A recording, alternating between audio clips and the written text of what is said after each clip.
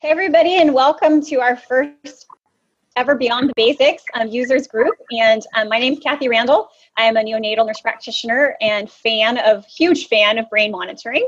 And so it's my pleasure to be here to share my passion of brain monitoring. And if you have any specific baby questions, those will go to me. And I'm Tracy Berlin. And I was really happy to look at the registration list and see some very familiar names. So it's good to connect with people that I haven't possibly seen in quite a while. So Kathy lives in the neonatal world. I live more in the adult world. So we thought between the two of us, we can cover just about everybody. I have a background in bedside neuro-IC nursing as well as education. And Kathy and I work together to provide education on the CNS Monitor across the country and apparently now internationally as well. So we're really happy to be here. So the way we sort of envision this going is we're going to take a little bit of time, just go through a couple of topics. We'll navigate through some screens and look at a few things. And then when you guys have questions, just go ahead and type them into the chat window. And if we don't have time to get to all of the topics today, then we will reserve those for the next time, and hopefully you'll be able to pop back and join us again. Hopefully we're going to be sort of building on topics as we go. Awesome. I'm going to just stop sharing my video so that... Okay. So I think Kathy said she was going to stop sharing her video. That will help kind of improve the quality a little bit. And I'm going to stop sharing my video as well, but I'm hoping that you guys will still be able to... If you find my pop-up menu, where did it go? Where did my drop-down go? There it is. I'm going to stop my video also. Okay, I'm hoping you all can see this CNS Monitor screen. So just a little bit of introduction to the CNS. As you know, it is a monitor that is designed to connect to other peripheral devices that are related not only to neuro, but to our bedside cardiac monitor. There's different cooling devices, a lot of things that can connect to. And we can then bring the data into the CNS monitor with the ability to integrate it into one monitor and be able to display that data in a way that visually helps us make sense with what's happening with our patient. So this is a very typical CNS monitor screen. So what we see here is there's the date and the time displayed. There are buttons over here on the side. These are called protocol step buttons, and they are numbered. And typically the first is our setup, and that's where we go to admit our patient. And then we have buttons that are organized often according to users. So you all may have different software versions of the CNS Monitor. You may actually have different models of the CNS number. And some of the things that we show you will be somewhat dependent on the software version that you currently have on your monitor. And if you're seeing some really great things that you don't think your monitor can do, just send us a little note and let us know, and we can get some more information back to you on maybe why that's happening. So these protocol steps are sort of where different users can kind of play with the displays. Most of you are going to have one that says nursing, and that's where nursing is going to spend most of their time. And then we can do some integrated physiology with EEG and some other EEG. The neonatal population, you may have some different displays here. And then there is also a stop monitoring, and that's where we would typically go to discharge the patient. So within each particular step, there are going to be a variety of displays available. And those different displays can be found down here. If you can follow my little arrow, my mouse is down here along the bottom right. So each of these are displays that are available within a particular step. So we're going to kind of concentrate on this nursing step for right now. And I want to show you some of the displays that we can find within there. And one of the things that Kathy and I thought we would do today is actually show you how we can edit some of these displays and change the way things look. Each of your monitors is set for a particular protocol. So my apologies for that ringing phone in the background. Each is set for a particular protocol. And a protocol means that there is a template for monitoring, and that template is based on the devices that your institution is using and also the different parameters that you want to get from those devices. So every time you turn your CNS monitor on and you select your protocol, The displays are going to be customized to you. But you may have a particular patient that may not be using a particular monitor that's within your protocol. Maybe you want to look at something else. Maybe there's something else happening that you want to take a look at. So one of the really useful features for the CNS monitor is the ability to customize it for your patient. So for example, this is what we call the neurovitals screen on the CNS monitor. It's in that nursing step, which is number 2. And you can kind of tell where you are because they're highlighted a little bit brighter in blue. So for this particular screen, this particular protocol, which is just a demo protocol, we have arterial blood pressure, we have ICP, we have a calculated CPP, we have brain tissue oxygen, which is coming from a Latching monitor.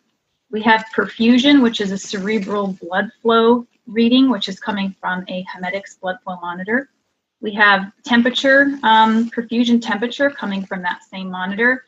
And here we have 2 NIRS readings, so regional saturation of oxygen coming from a NIRS device, such as an Invos or perhaps Foresight or Casmet or some of the other devices that interface with.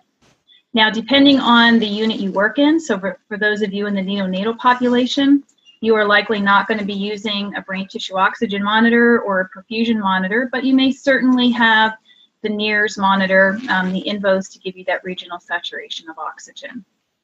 So one of the things that's important to recognize about the CNS monitor is that it displays the data in a trend fashion. So you're not necessarily seeing the waveform.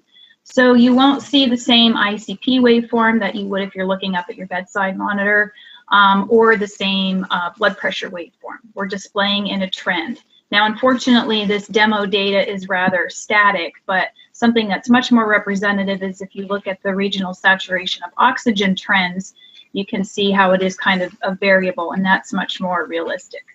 So we have amplitude ranges down along the left-hand side here, and they can be configured. I'll show you how to do that in a moment. And then we also have a time scale. So this time scale is set to collect data every 5 minutes. And so we actually have about 30 minutes worth of data on one particular screen. So I want to show you how we can customize this if we want to look at a different parameter, if we want to change this time scale along the bottom, or if we want to change the amplitude range that's displayed over here on the left side. So let's pretend, for example, that we are not particularly interested in brain tissue oxygen on this patient. It's part of our protocol, but we're not actually doing it on this patient. You can just leave that parameter there. It'll just kind of show that there's no data, but it might be more helpful to change it to something else. So the way we edit parameters or the amplitude scale or the time frame on a particular display is by tapping somewhere within that particular parameter. So if I want to alter this brain tissue oxygen parameter, if I tap on it, it's going to turn gray. And then I am going to go immediately up to this Edit Selected button, which is right here at the tippy top. You have to do it kind of quickly or it defaults back. Edit Selected simply means that we want to edit the parameter that we have selected. So I can now change the measurement to something else. I can change the time scale, or I can change the amplitude scale. Now, if I'm changing the time scale, one thing to keep in mind is it's not going to change that just for an individual parameter. It'll actually change that for the entire screen. But let's change the measurement first because that's what we're interested in. So if I select PBTO2, but I want to make that something different, I now have the opportunity to select something by category. So if it's EEG, if it's a hemodynamic parameter, a neuro parameter, respiratory, temperature, or I can simply make that a vacant trace. I think what I would like to do is maybe put my patient's heart rate on here. I'm not that particularly interested in their brain tissue oxygen. So I'm going to tap hemodynamic instead. And now what I would like to do is look at what their heart rate is. So I can look through the screen of the available parameters that are related to hemodynamics, and I can select heart rate. And now you can see that that brain tissue oxygen has gone away, and now I'm able to look at my patient's heart rate. So we can customize the screen according to what we have the need to see on our particular patient. One thing to remember when you're customizing the screen is that you are effectively changing the protocol.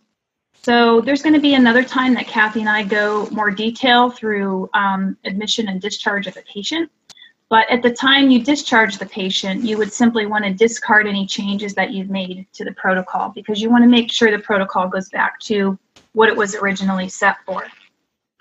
So I'm going to tap on heart rate one more time and go back to this edit selected. And now instead of changing the measurement, I think I'd like to change the time scale. So perhaps it's the beginning of my shift, and I would like to see what's happened over the last maybe 6 hours or so, instead of looking at just the past 30 minutes. If I tap 30 minutes, I now have a wide range of time scales that I can take a look at the information. So let's go to 6 hours. And I've had my monitor turned on for several hours, and now you can actually see the trend of the data is displayed in a 6-hour time frame. So this can be very helpful when you're reviewing data. You don't necessarily have to scroll back. You can just change the time frame and you can view it that way.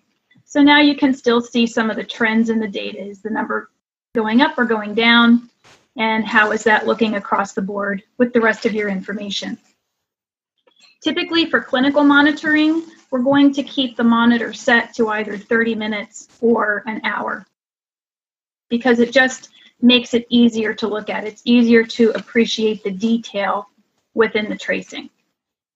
So I'm going to show you how to change one more thing while we're here, and that is the amplitude scale.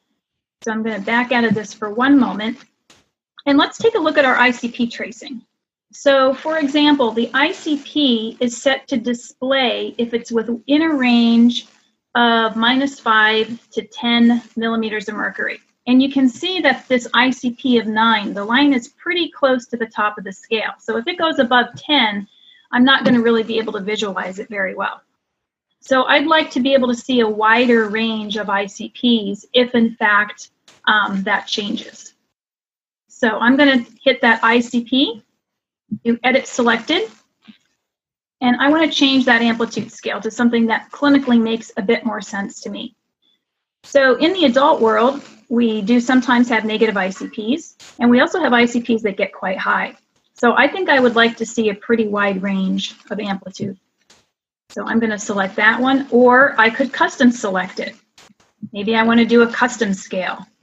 I could set my maximum for 75. I could keep my minimum at -10.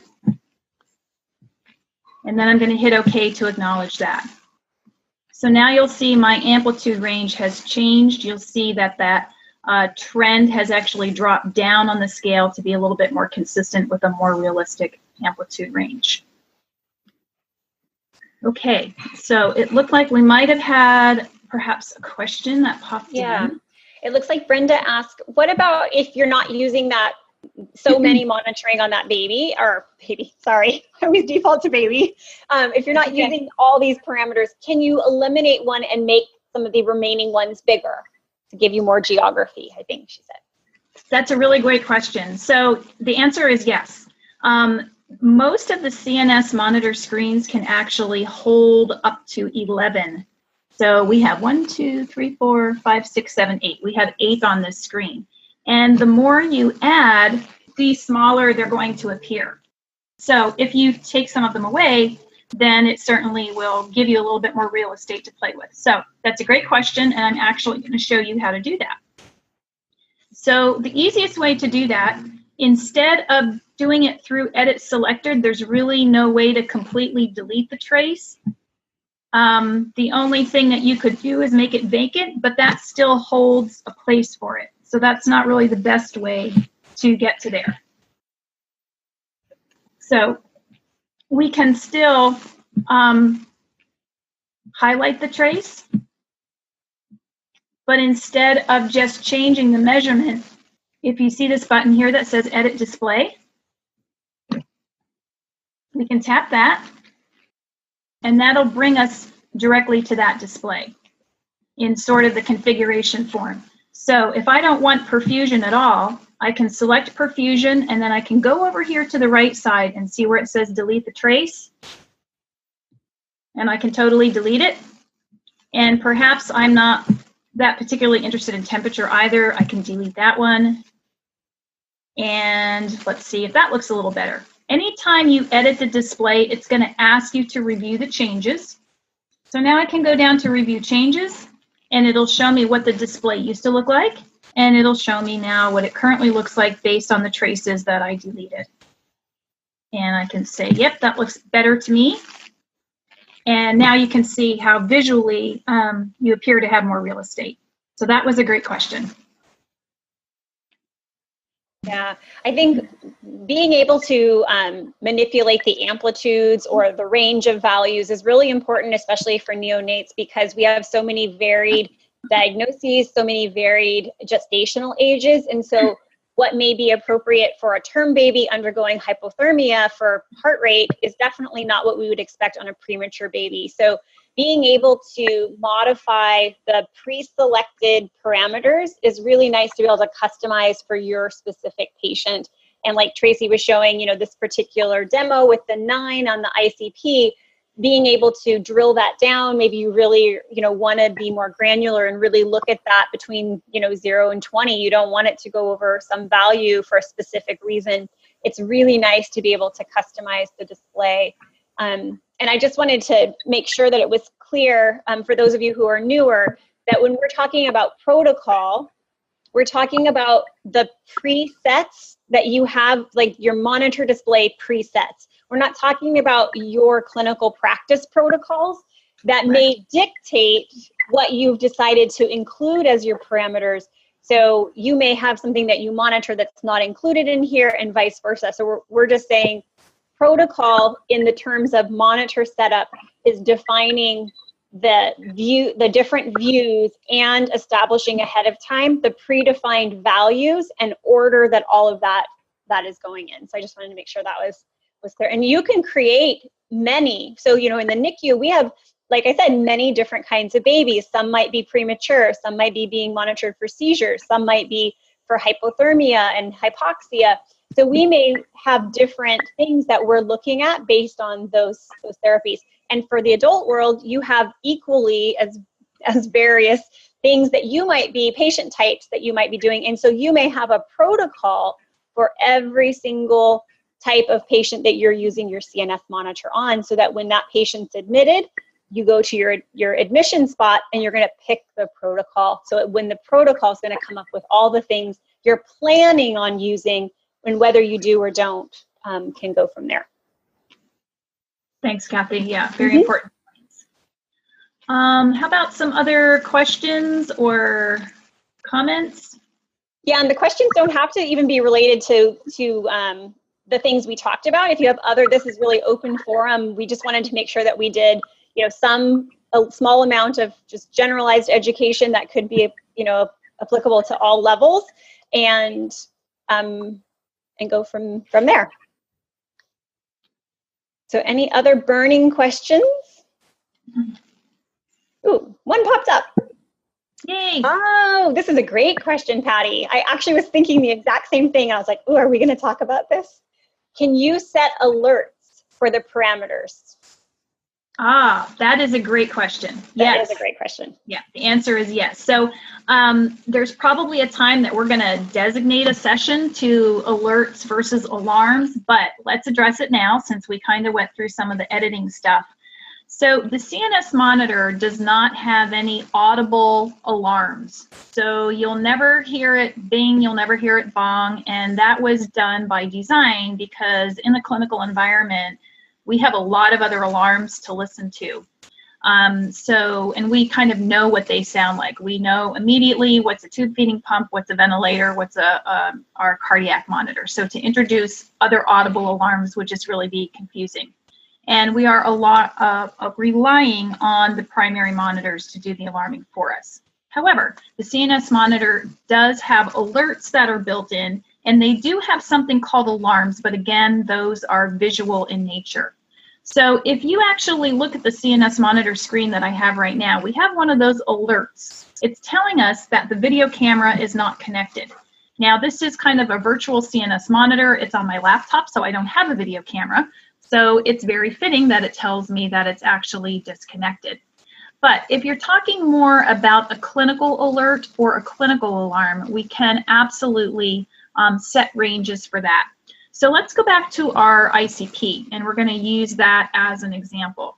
So again, if I tap the ICP and go to Edit Selected, you'll notice below the ability to change the measurement, the time scale, or the amplitude is this category called Alarms. So if I tap Alarms, it's telling me that I don't have anything set right now. So I'm going to have to kind of make up some goofy alarms just to show you actually what it does. But I can set a high limit, I can set a low limit, and then I can tell the CNS monitor what type of alert or alarm I actually want it to send. So if we look at ICP, let's say that I want a high limit of, and again, my apologies for the background phone. I'm going to go way down here and scroll. I want to trigger this to alarm, and my demo data right now is set at 9, so that's not going to help me so much. So I'm going to trigger my CNS monitor to alarm if the ICP is above 5, which is a ridiculous clinical value, but it's just to demonstrate the point. And then for a low limit, I can just say that I want it to alarm at 2. When it comes to these three, alarm messages tells me that if my clinical parameter falls between or is outside of those two, if I click on, what that means is I'm going to get a little visual alert up here in the upper right corner, and it's going to be just above where that video camera alert is right now. So I'm going to say, yes, I would like that to be on. If I latch alarms, what that means is that that message, which you can now see that yellow bar up there now? So I've exceeded the alarm limit, even though it's a crazy limit, and it's telling me that the ICP is high, even though 9 isn't particularly high, and you know that. But if I latch the alarm, that message will stay there until I make it go away. If I do not latch the alarm, that message will go away whenever the value comes back into the set range.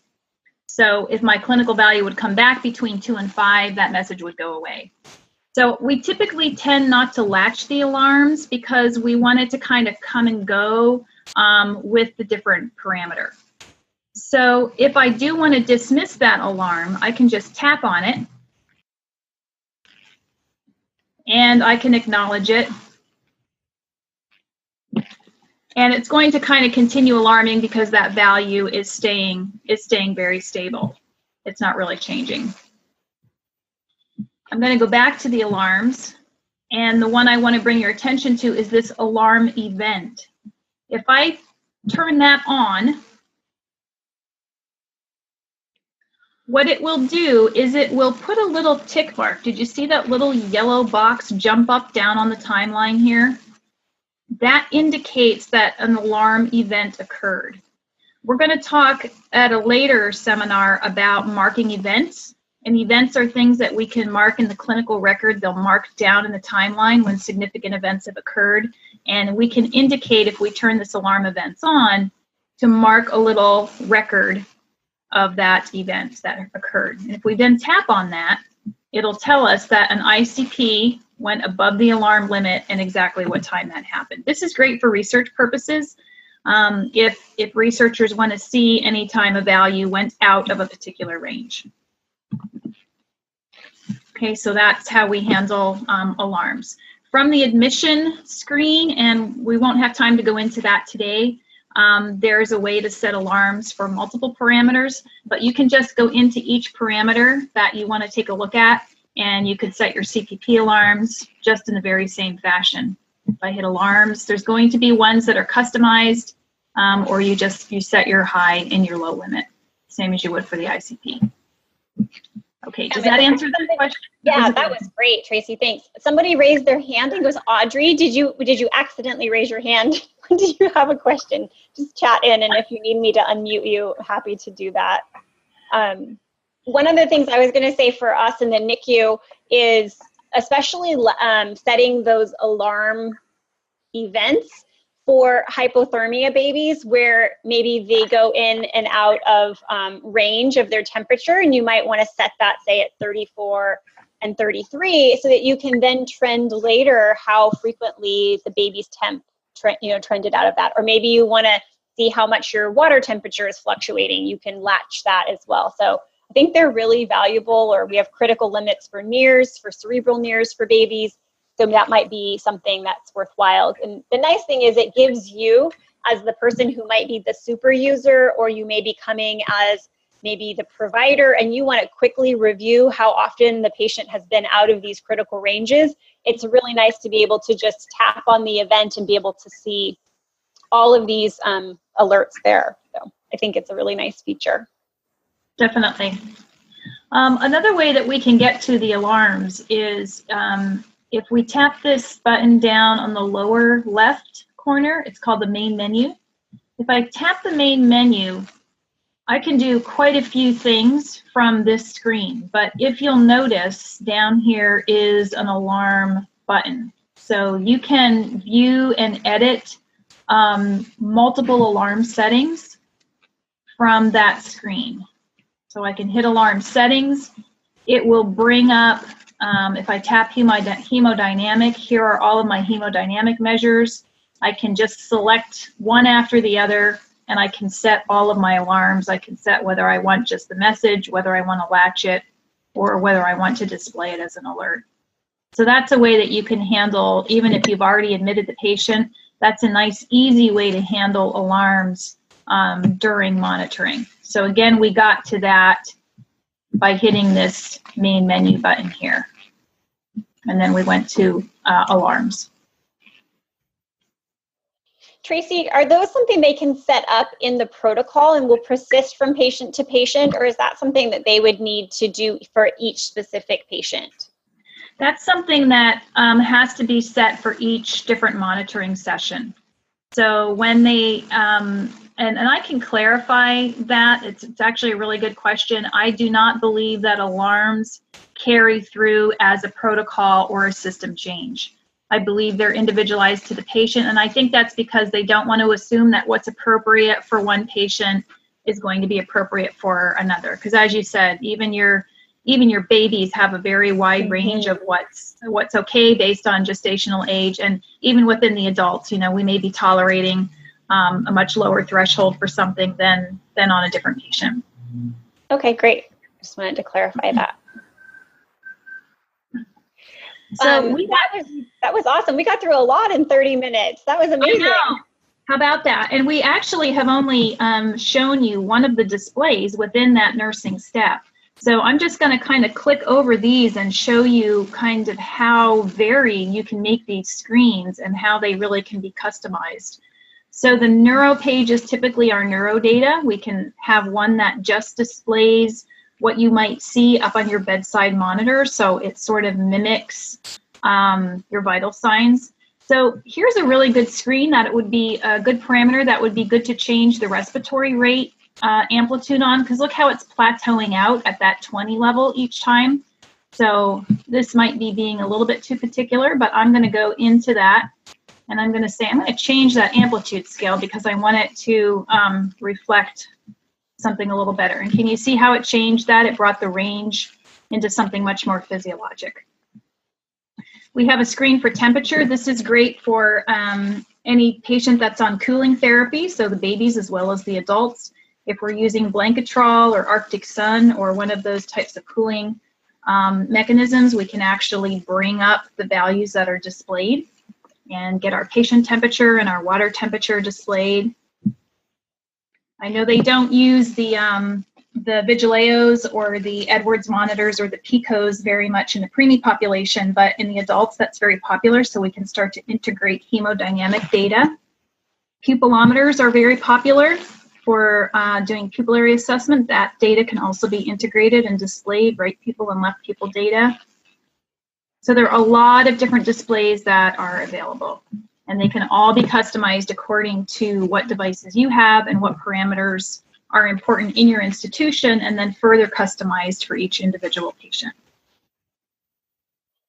And Tracy, it's also for those doing research, there may be some information that is collected that's actually not even displayed. So you may choose to, pipe in many other data points that you choose not to display here, but for say research or other things, you may extract those later. So just know that if you have connected your device, there can be even more data than you actually even visualize. Absolutely. So just because we changed that perfusion value to heart rate didn't necessarily mean that it stopped monitoring perfusion. It's still being collected in the background. We just chose to display heart rate because for whatever reason I wasn't interested in looking at that perfusion value anymore. So the data will be collected according to how your protocol is set, and the displays really are just making it easier for you to visualize data in the way that you want to, even though all of the other parameters are still being collected. And what I love about them are that they're how flexible they are too. Over time, the practice changes, or you have new priorities, or some new treatment comes, and so you can play with these. Especially if you're a newer user, you start with kind of or we try to give you advice like, here's the things I think you'll probably need, but it's not until you actually use the monitor and you get feedback from the bedside where you can optimize the display for you and your unit and what is important. I think the vital sign one, sometimes people will say, well, why would you do that? And I say, well, haven't you ever been at the bedside and you're in a place where you can see the CNS monitor, but you can't see the bedside monitor? It's nice if it's within arm's reach to be able to toggle between them and see things that you maybe wouldn't be able to see otherwise. So exactly. There's a question from Nicholas who's asking about the Invos. Since it can monitor 4 channels, can the CNS monitor take in all 4 channels? Hi, Nick. Good to see you. I used to work with Nick at the University of New Mexico, so it's awesome to see him pop in. I am going to have to get back to you on that, Nick. I believe that it can, but I know that the configuration has to be done a bit differently. So that might be one of the more advanced settings. So I'm going to write that question down, and I can respond directly to you on that. And then when we get back together as a group the next time, we can also share that information with the others. Is that okay? I apologize that I don't know that, because you're right. It can do 4 channels now. Good question. There's Audrey asked, how do you pull up background data to see the values, especially when it's the data point not continuously monitored like pupilometers? So do you want to answer that today, or you want to hold that for background data later? We can certainly, I can briefly address it today. Sure. So particularly for the pupilometer. So let me go to one of my pupilometer screens. This happens to be right pupil data. So even though we're only displaying a certain amount of data on each screen, we can go back and we can look at that data retrospectively. So the way to do that is to sort of freeze the screen from accepting any other inputs. Again, the data won't stop being collected. We're just freezing the screen. So I'm going to use this little freeze button at the top. And now I can use either the arrows that are going forward and going back, and I can scroll back and forth in my data. And if you'll notice now down here on the timeline, I'm actually marching back in time. And I can go all the way back to when the patient was admitted to the monitor, and I can look at any bit of data that I want to. The other thing that you can do is if you're interested in a particular set of data, so maybe you want to know what was the NPI at 11 o'clock, and our screen is beyond 11 o'clock. If I hit that freeze button, I can now tap go to time, and I can go right to 11 o'clock. And you'll see a red cursor appears right at the selected time, and then the numerics that are displayed to the far right reflect that period of time exactly. This is great for just any nurse in general. If you're supposed to be writing down data at a particular time and you don't happen to be in the room and it's not data that's getting automatically transferred somewhere, is to be able to drill back to a particular time, and then here's all the data that you would likely have missed. Same thing on the neurovitals. If I wasn't in the room to actually get my ICP, I can freeze the screen, go back to a particular time, and grab the data there. So you never have to miss a set of vital signs again. It's all right there. Does that address the question? Or did I misinterpret? Audrey, I'll let you let me know. And I can also, like I said earlier, I am also happy to unmute you if you want to ask your question verbally too. The other thing is that after you close the patient file, so I'll just add on to that, is after you close the patient file, you do actually have all of the data points and those values available in a basically a CSV type file, so you can actually retrieve those later. So I'm not sure if it was background data, meaning backwards data, or background data like all the stuff that's being collected, but you can also get that file and look through all the values retrospectively. Yeah. So how fast can you scroll, Brenda's asking. How fast? Yeah, how fast? Let's say you want to scroll EEG data back of the last few hours to see if anything looks like a seizure. Okay, let's go to, let me go to an EEG screen. And this is going to look really crazy for the neonatal folks because you would never be monitoring this many channels. So if I freeze the screen, I can actually just do almost a continuous scroll back. And it actually populates quite quickly. Or again, I can go to a particular time frame if I need.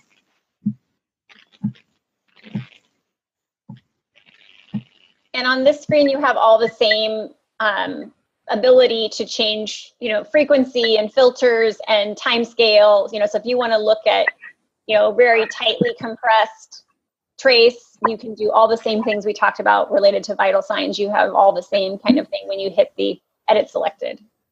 So when you hit edit selected in any of the EEG channels, you can change, again, the channel, the time scale, the sensitivity, the filters, the wave types. If you're used to looking at, I like color on black, but if you're used to looking at black on white, visually that's better for you. You can even change that type of thing. So there are many, many parameters that can be changed and selected. So you guys have given us some great ideas for upcoming topics to talk about. And if anyone has, so Kathy, are we limited to about 45 minutes for our call? Yeah, I think so. Okay, so we're probably almost to that. So if anybody has a particular topic that you want us to address for our next get-together, please, you can either pop it into the Q&A or you can get in touch with Kathy or myself, and we'll be sure to address that next time. Awesome. I think we've answered all the questions that have popped up so far. As you can see, we're happy to jump around and talk about whatever is most useful for you in your practice. And, thanks everybody for being with us and being part of our first ever, super users online support group, I guess.